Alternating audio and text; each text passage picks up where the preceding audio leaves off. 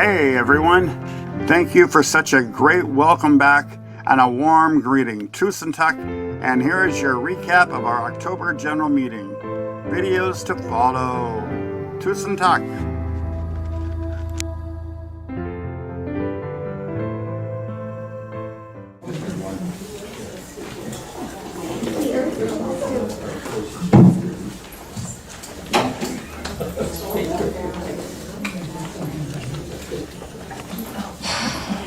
Welcome back, everybody. This has been a long hold on this, hasn't it? Yes. Yeah, so what was it? The last one I think we had was, I think we had one in February of 2020, I think. We had the January where we had our potluck at the Women's Club. And I think we had one more after that, I think. And then we got shut down.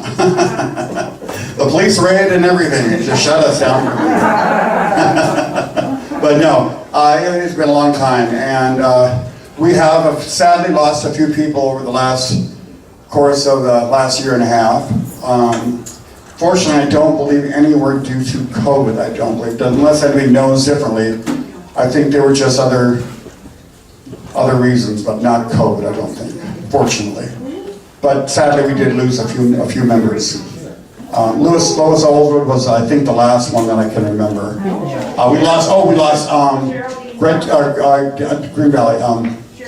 Geraldine Thompson, yes, we lost her too, who used to be a board member, not too long ago, actually. And so yeah, we have lost a few people over the last year and a half. And hopefully we'll have more people each month as we move into the season.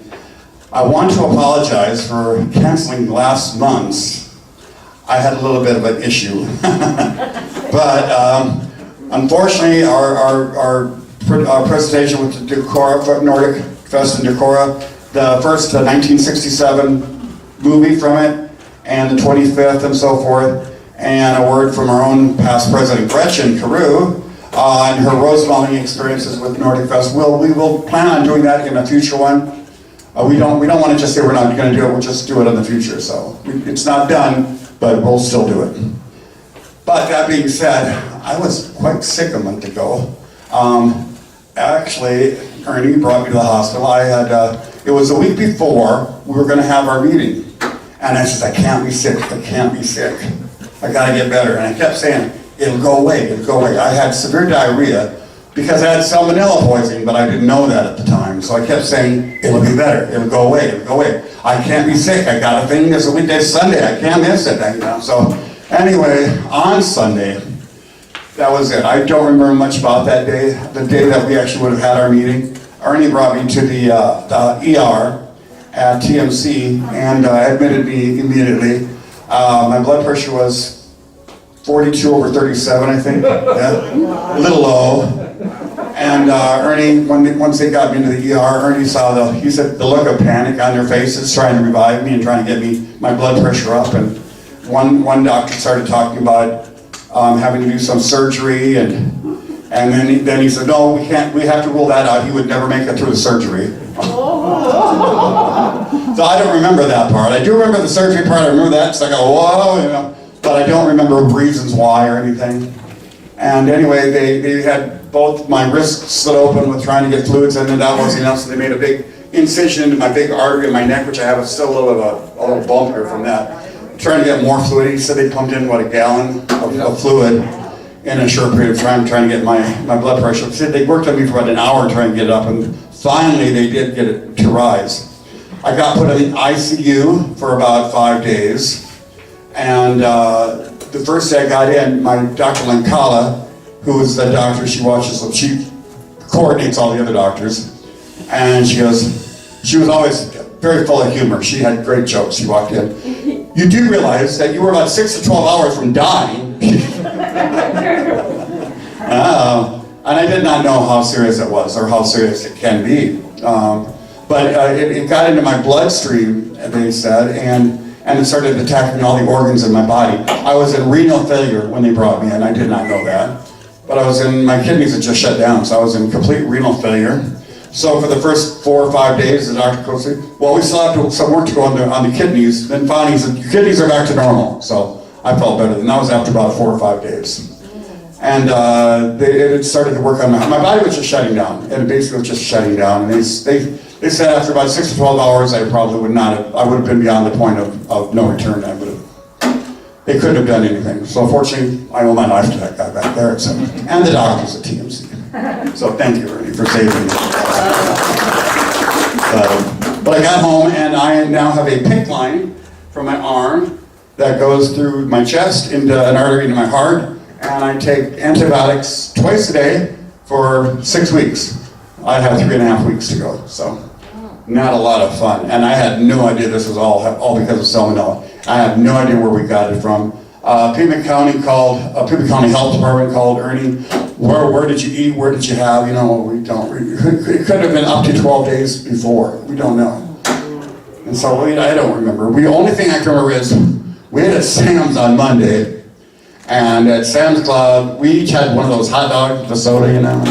But I had a piece of pizza too. That's the only thing I had that he didn't. So if it was their pizza, I don't know, you know, maybe just want to stay away from Sam's Pizza. I'm joking, of course, I hope, anyway. But anyway, I did make it home, and I'm on the mend now. So this is my first day out, so I'm not sure how I'll make it by the end of the day. As you all know, I'm also a member of the Danish Club. I'm just a member there, I'm not in anything, just a member. And they always have their same meeting the same day as we have, which is the third Sunday of the month. And on the third Sunday of the month, they have their meeting at Streams of the Deserts, where we all, you know, where we have our garden fest. So anyway, I'm not going to be at their meeting tonight, but it's their first one also. So that being said, I am back. So I want to say thank you everyone, because I got a lot of cards, I got a lot of thank yous, I got a lot, or get wells, and just thank you for all of your thoughts and prayers and everything. It means, I had no idea that I had so many friends here, so thank you all. I get a little choked up. But anyway, today I'm back, and during our COVID time, I want you to know that your board worked very hard. We never even took off 1 month. Do you all know that? Our board never took off 1 month. Every month we met, trying to figure out what we can do. Even when we didn't have anything going on we still met every month. And we did it via Zoom. We've never done Zoom before, but we're going to keep it up for a board meeting because it works out really well. We don't have to go anywhere. We can do it from home. But you know what? I do miss going out for lunch with the rest of the people, though. I miss that part. But we'll do that once in a while when things get better. But anyway, I just want to say that it meant a lot to have your board meeting every month. And we met every month, and sometimes we met more than once a month, depending on. It took a lot of work to plan those presentations that we did via Zoom that we didn't have a very good turnout. But some of you, I see a lot of your faces in here, the ones that turn out, did the same one. So we really appreciate it. Please don't give up on us. Please come every week and everything we do. We really appreciate you showing up. It really means a lot. When we don't have a good showing, it's a little depressing. so we appreciate you all showing up. So thank you so much. Anyway, our board had we had thousands of ideas we were going to do right after COVID, well before COVID shut us down. We had all these ideas we were going to do. We haven't had a chance to put any of them into action yet, but we do have plans. So the plans have not been forgotten, they just were tabled. So some things we might table, some things we might bring back, but hopefully we'll hit on something that will be popular for everybody. So we're going to keep trying. And I want to just say that we had presentations that some of you probably, I think I recognize most of you, a lot of you in here. We had one of our presentations on Vikings. Oh, we had a presentation on how to make lefse. We actually had Nanette, we recorded Nanette, and we went live with Nanette how to make lefse. So that was another thing we did. We had a Norwegian Christmas service with a pastor from Kansas. So we actually had a live, and the pastor was live from Kansas. So we did the actual old-fashioned Norwegian Christmas service. We did a presentation from Vesterheim. That one was not free, however. That one, neither was a minister, but we're rich, all right? We got a rich club, right?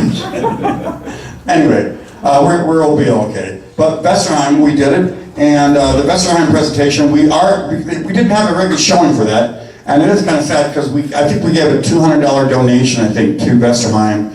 And they need it, so that's not a bad thing. That's a good thing. But it was $200, and we would have liked more people to have enjoyed it with us. But I had it recorded. So we will watch it in here on someday, because it was really a good presentation. It was called Trunks, Hands, and Hearts, What Our Immigrant Ancestors Brought With Them from Norway to America. It was a really great presentation. Now, I can't upload it for you to watch at any time, because our deal with Vesterheim is, it's kind of copyrighted, I guess you'd call it. They did not want us to share it online via YouTube or any kind of our own website even, unless we had access to who was watching it, and they only wanted paid members to see it, or else in our own group. So, I do have it recorded, and so we will show that in the future, and we will let you all know. And it was pretty much a good part of an hour for that presentation. Of course, we had a little bit before and after that with just us babbling too, but it was a great presentation. I learned a lot, and of things I didn't know. And so we had a great question and answer time. Is that my phone? Believe it or not. No, it's not my board member. That was one of our board members, but it's not. Okay, I'll apologize. I'm not going to tell you to turn off your phones. I'm not that strict, but anyway. So we've been busy all through pandemic. So your board has been busy. So now we're ready to get moving again. And we are fortunate to have some new people here. You probably noticed a couple of, well, Melinda's not exactly new, but Ken is kind of new, and I'm going to introduce you to them in a minute. But anyway, let me get on here. In a moment, we're going to have Trolls Sunday, and Ken, our new vice president, is going to be doing a presentation on trolls. And speaking of Ken, I would like now to introduce Kenneth London. He's our new acting vice president, Kenneth London, and he was nominated by our board, and he has graciously accepted. So until the next election, which will be a year away, or actually they are in April, so I'm not sure what we're going to do this. Probably in April, but anyway, I'm sure he will take it, and maybe he'll want my job, so that's okay too. But anyway, I also want to take a moment and introduce Melinda Briggs, who's been a member for a while. And Melinda has been a member, and she has graciously accepted to be our secretary. What a relief for both of those. So anyway, Ken, would you like to come up here and just introduce yourself? You have a little bio to introduce yourself, and then we'll have Melinda. Or you want this? No, I'm, as my wife says, I'm very loud and very noisy. So, I'm a good Norwegian boy, but a confused Norwegian boy. My one grandfather came from Pavulo, Italy. My other grandfather came from Oslo, Norway. So I eat my lefse with spaghetti. And I love all kinds of salami. I will never get near lutefisk under any circumstances. The biggest problem I have is, do I support Columbus or Leif Erikson? Because Leif was here before Columbus even talked the king and queen into it. Now, I live in Saddlebrook. We've been here since 1995 when I retired. I've been a member of the Sons of Norway for 35 years. Lived in Bloomington, Minnesota for many, many years before moving to Chicago and then eventually moving here at this point. I'm from the corporate world. Lived here now, 26 years. And I was involved, we had some Sons of Norway members that lived in Saddlebrook, and so I got involved with the club at that time, and then because I had my own consulting firm, it was a low priority, so I didn't pay much attention to it, and then it just faded away as nobody wanted to take over the helm at that time. So it's good to see this group trying to resurrect itself, and look forward to genealogy-wise, last statement, I'm working on my DNA. I've got my blood all the way back to 1584 he's got Viking in his blood, and I am. Ragnar. Yeah, right now. I do. So I gotta find some Viking lineage just to stay ahead of him. So I'm looking forward to having some fun. Well, we're very grateful that you're here, so I'm sure you're a lot of fun to have around, so thank you. Thank you very much, Ken. Melinda, would you tell us a little bit about who you are? Well, my connection to Norway is through my paternal grandfather, who was from Voss. They had a farm, Nedra Voss, or Nedra Finne, F-E-N-N-E. And he was the first of his family to come over in, I think it was 1888, and he was only 17 years old. And he was the first one to come over and ended up in Decorah. Who knew? And then a little later, his father and stepmother and the rest of his family followed.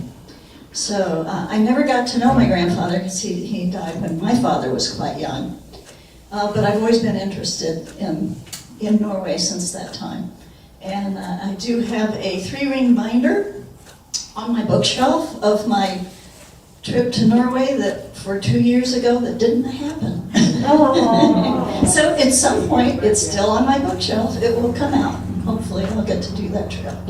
I've been in Tucson. I came to go to the U of A here. I graduated, left for a couple of years for graduate school, and then came back here, and then for decades worked in as a copywriter and creative manager in retail advertising and direct mail. So that's my story.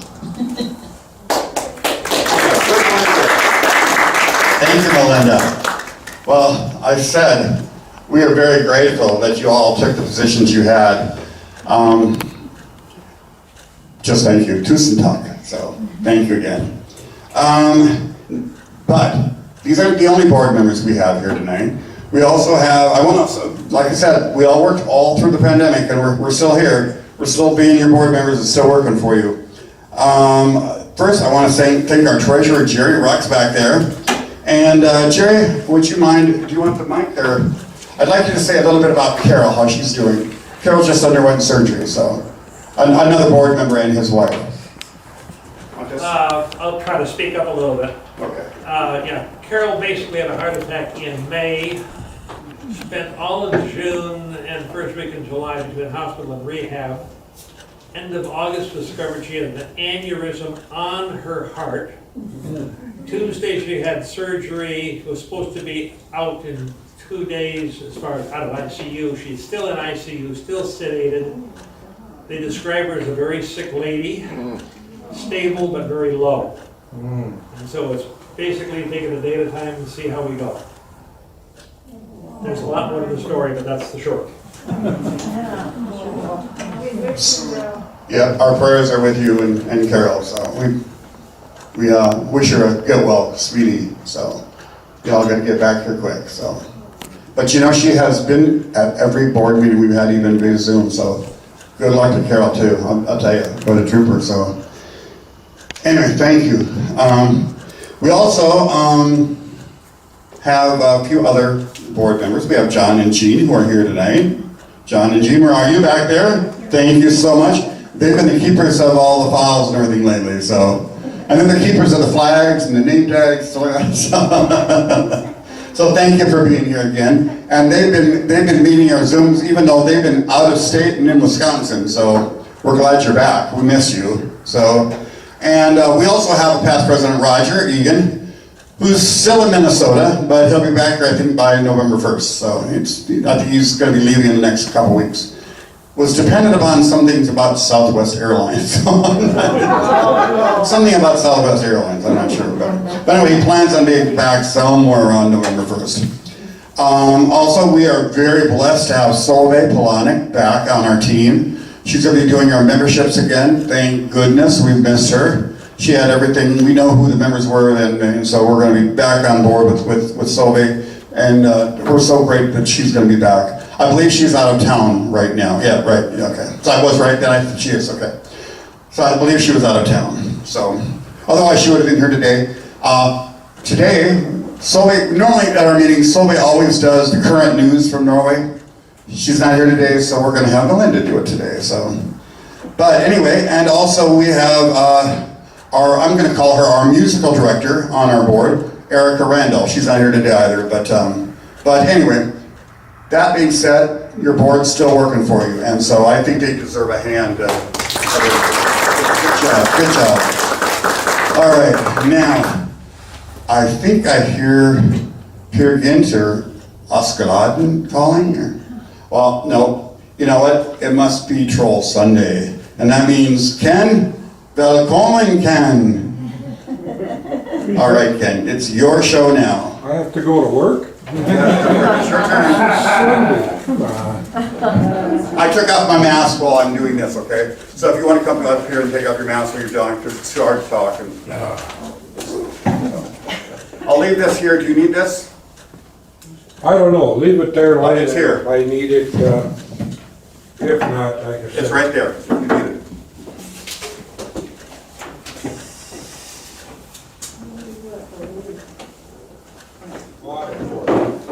So every Christmas, he would send me a troll at this point. So I have quite a collection of them. And when I got into research on the Vikings, I really became fascinated because the Vikings may actually be the precursors of troll concepts in Norway. No one knows for sure. Place recorded. 1787. 787. 787 was one in Wessex, England, where a longship docked and supposedly attacked the sheriff and the deputies of that town. Now, nobody got killed, and there was really no record of it. The first major recorded outing of the Vikings is Lindisfarne 793, which is a monastery way up in the northern part of England. There they raided, but if you study that, you'll find that this was sort of a rogue bunch of Vikings, because the word Viking comes from some history writer. It's not a word in the Norwegian language, even Old Norse. If anybody wants to see Old Norse, I'll bring you my Lund book, which is in Old Norse. We had to have it translated in Norway because there was nobody in the United States knew how to read Old Norse. Fortunately, Lars, who has since passed on, was friends of a couple of folks from the University of Oslo, so he got the Lund book translated into English from Old Norse. Vik is a word in the Norwegian language that means bay or creek. Another version of that is to go to sea. So the word Viking has something to do with water, but not anywhere near the connotation that history has given this group of guys who wear these big horns. And if you think they wore those big horns on raids, for all of you gentlemen that have been wrestlers or can you imagine a guy coming at you with a set of horns?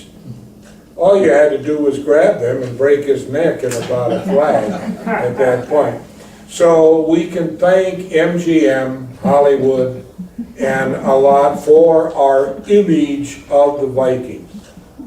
History will show that the Vikings were traders, they were farmers, and yes, they were rascals. There was a group that did like to raid because they figured if you didn't want to trade and you didn't want to farm, robbing monasteries was very lucrative. One of the major products that the Vikings always brought back from their raids what would it be? Slaves. Women. Well, slaves, thralls. I don't know, it's rather interesting. Maybe the Bachelors brought back women, but when you read about the power that the Norwegian women had, because they stayed home and took care of everything while hubby went gan flying across the ocean. When he came back home, she was still in charge. And she could say, by walking out the door in front of all the neighbors, I am divorced. Maybe that's why he left. That's a good point at that point, yeah. Maybe she said that before he got on the ship at that point. Getting divorced, and she kept everything. The property, the rights to everything, and the children. So when they talk about freedom as far as women were concerned, the Norwegian women during the Viking era had a lot of power. They maintained the control. Have any of you ever heard or read whether or not Viking women participated in the raids? Yes, they did. They don't know. There is so much, even the latest archaeological find near on a little island in the Baltics. They did find a lady warrior with all of the accoutrements, sword, badge, and so on and so forth. They think she was a member of the Swedish Vikings. And you had 3 Vikings, Danish, Norse, and Swedish. I believe she was buried with a horse too, wasn't she? I believe. I think she had a horse in there, plus all She that. was very revered. So she obviously was a high order chieftain to be buried with all of her jewelry, the sword, shield, and a host of accoutrements at that point. So they're not sure. History doesn't have enough data to say whether or not. They have found one, this lady in the Baltic. They have a queen near where my cousin lived in Norway, and I got to see that mound. They found another lady in an island near Wales. All had the rituals of somebody of authority. So they may have been part of the Viking raid. Hard to say. The sad part about it is, I don't understand. The Norwegian, all of them, the Danish, Norwegian, and Swedes, all 3 are the Vikings. Not one was different than the other. It was just the directions that they went. But they had an alphabet. And if you've ever heard of rune stones, they had the line drawings on there, which were the alphabet. But they never created a language. And that, what a tragedy. Had they created a language, we would have had so much to know from about those people and their lifestyle. I would say first, they were traders who were farmers who were Vikings. I mean, to me, 40% of the Vikings were troublemakers. 60% were interested in trade and farming. And the reason they were interested in farming, if any of you have been to Norway, and I come from a farm background in Illinois.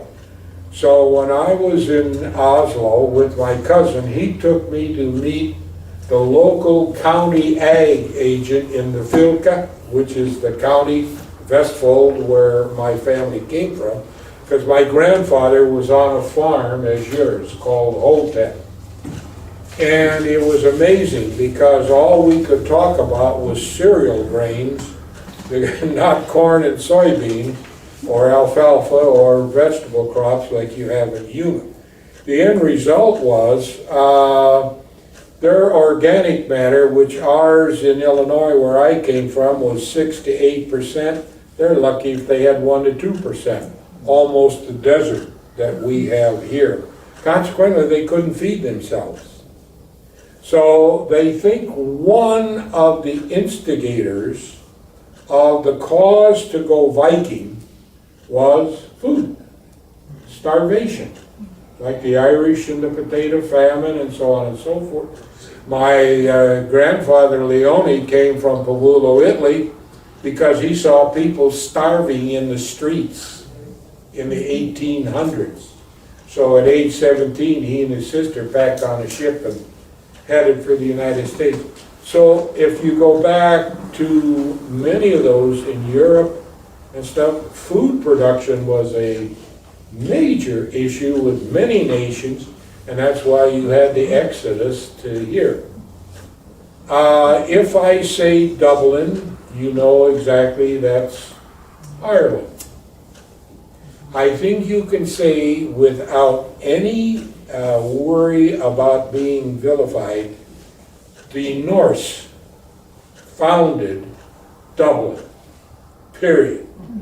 They are the primary, and 42% of the DNA in that area is Norse.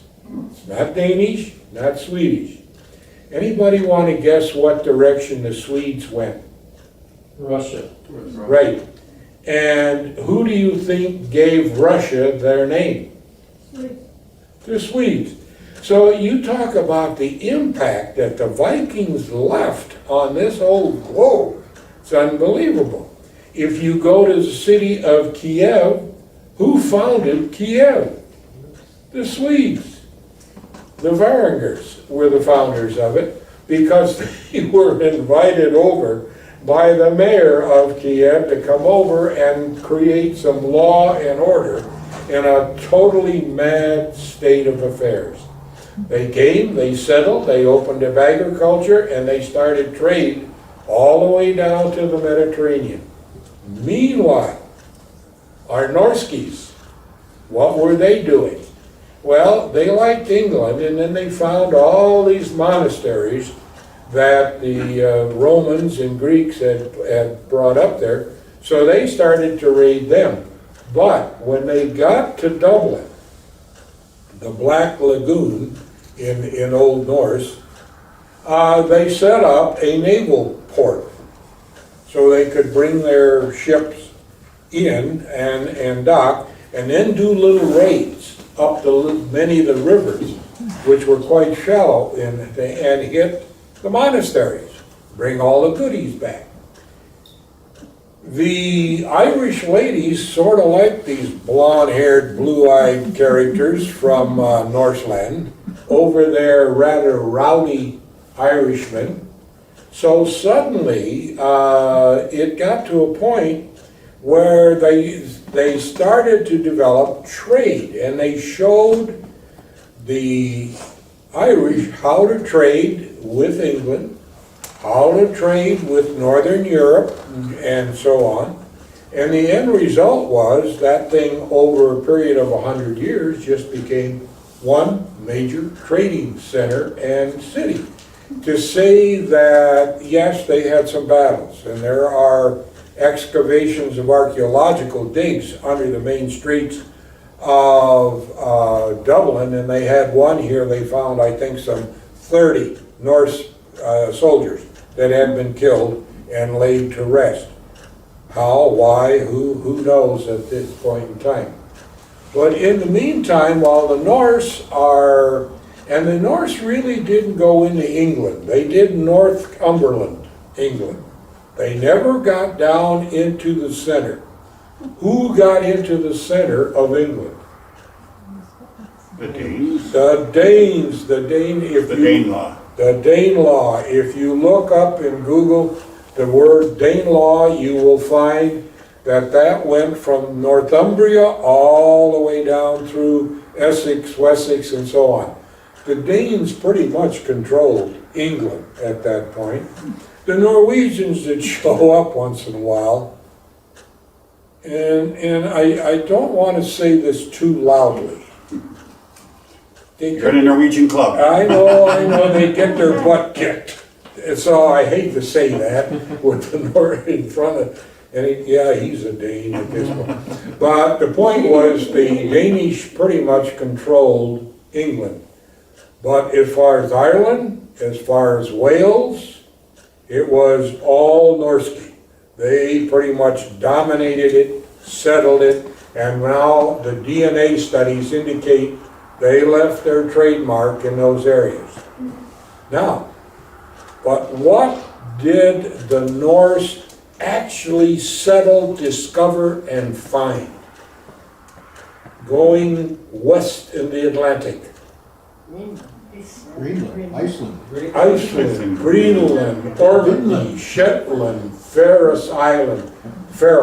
That's all Norwegian. They were the first ones to set step on the Faroe Islands, on Orkney, the Shetland Islands, Iceland, Greenland, and of course... Lanso Meadows. And Lanso And Meadows. Ansel Meadows and stuff, which means they found the North American continent long before yours truly, ancient relative, Columbus, even figured out where, nice guy, he thought he was in India. No one said the Italians were smart, I mean, come on. But overall, when you look now at the Vikings, you have to break them into three groups.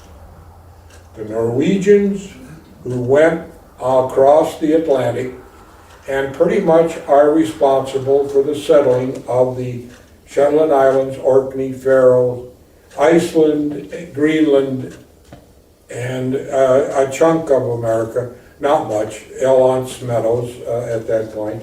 I'm reading the final, an archaeological research on that. They're trying to say that it was a naval place where ships came there and got fixed rivets and went back. Again, unfortunately, there's not a lot of good archaeological evidence. They did find a longhouse. So they had a longhouse, they had a smithy place and so on. So they were there for a period of time, but it's archaeological wise, a lot of information. I think they might have looked up, I understand it, because the Skraelings, the Indians, I think they called them The Skraelings, Skraelings, the Dorsets, were there at the same the local time. population. Yeah, so one lived on top of the other. The Danes can take a lot of credit for England.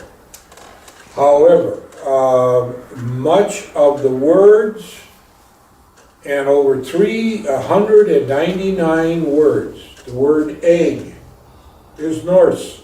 And you find that where it came in England and Ireland and so on and so forth.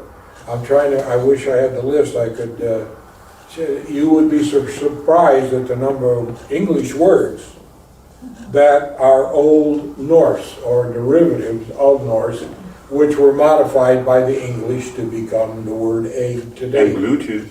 Huh? And Bluetooth. So in essence, the Danes took care of England, and the Swedish, the Baltic, and the Swedes ended up, they were all the way down to the Mediterranean, the Vatican, Constantinople, and they were great traders. And you still have remnants of the Swedes today in the Vatican, the guards, and so on and so forth. So that is the Viking era was from 700 all the way to about 1266. So that's a long history of time at this point. That's now the new parameters in the last book I just bought here on the Viking era, now up to date to history at this point. So 1066, the Viking age sort of died at the Norman conquest in England. But still, you had Norwegian kings in Denmark, and in fact, in 1200, Denmark was the capital of Norway and Sweden. So you had one location, and I think it was Canute the Great was the king of that whole era, and then came the Norwegian king, Harald the Fine-Hair, and that's when you had the eventual split up between Denmark, Sweden, and Norway, but those weren't well into Oh, boy, Norway and Denmark, or Sweden broke up in what, 1900s? Yeah. So, it's been, a Well, long the final was 1905, that's when King Haakon took the throne. Who? King Haakon in 1905. Okay. I have a friend in Saddlebrook, his last name is Hawkinson. And it's spelled just like the kings over there, and I keep telling him, I wanna know royalty. I wanna meet royalty. I am, for any of you interested in genealogy, I'm using Family Research, which is the Mormon Church of the Latter-day Saints, one of the finest resources. My last entry into it here a while back, they sent me a listing of my relatives all the way back to 1584, which is unbelievable. The Lund book itself from Trondheim is 1606. So I'm a few years beyond that. And now with some help of my, unfortunately with Lars being gone, his son is going to help me. We're going to try and dig some more in Norwegian records, and if everything goes good, I'd love to go back next year. If any of you get the Sons of Norway publication, have you seen what they're building in Norway? And the gorgeous facilities. They're putting us to shame. Yeah, the new Monk Museum. Yeah, yeah. And there, oh, what else? Really interesting Beautiful, architecture. Yeah. beautiful. Leave your Modern bows and arrows home, but no, that Norway is just absolutely, although like my Martin says, cost of living, unbelievable in Norway. And yet it's one of the 4 nations on the globe that has a reserve in its bank. Oh, they, yeah, 100 years. Yeah, $800 million, and yet their cost of living is so hard. Lars was a dentist, and he worked 4 days a week for himself and 3 days a week for the government in nursing homes, and did dental work for nursing, but that was the agreement at that point. Okay, I'll quit at that point. I'd love sometime down the road to show you some of the Viking stuff I've managed to get next year sometime at this point. And we'll do the troll the next time. I will bring a backup computer. I apologize for this, I don't know what, at this point. None of It us have happened to ever me had too. trouble with the computer. I think it might be this room because it happened to me too. No, More than, okay. I think twice. I think. Well, it opened up, it come on, and then it just went kaboom. I think this room has a little troll that's after us. Okay. Thank you so Thank you, much. Ken. Thank you.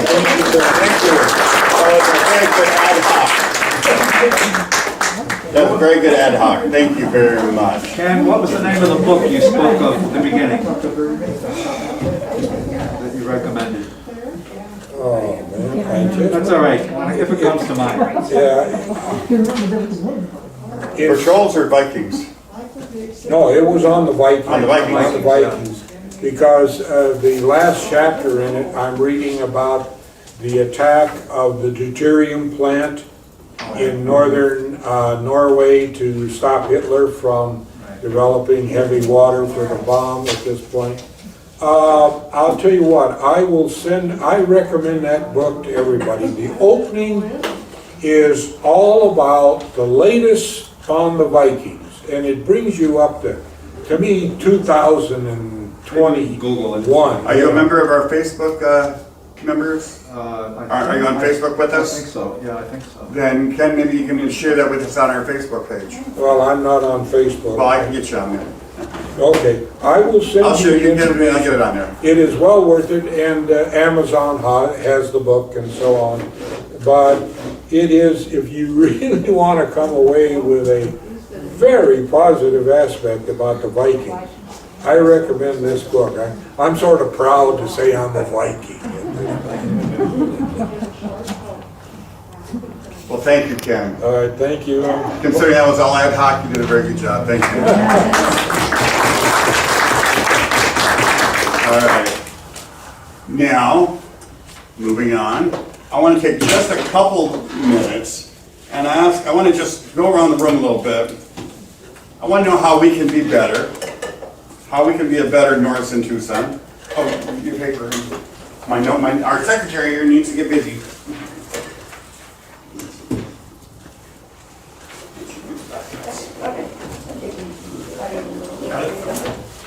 All right. And one of the things we want to know is, how is this Sunday of the third Sunday working for you? Is there another day that could be better? Do you think there might be other people we could get in off the street that could be here on another day other than today? Is this, I mean, nothing says that we have to meet the third Sunday at 2 o'clock of the month. So, It's okay. A lot of our population is older. Right, and you don't drive at go night. out at night. Right. And these churches are many times available at this time. What about a Saturday? Or a different part of the different Sunday of the month? I mean, everything's changeable. Sure. What do you all think?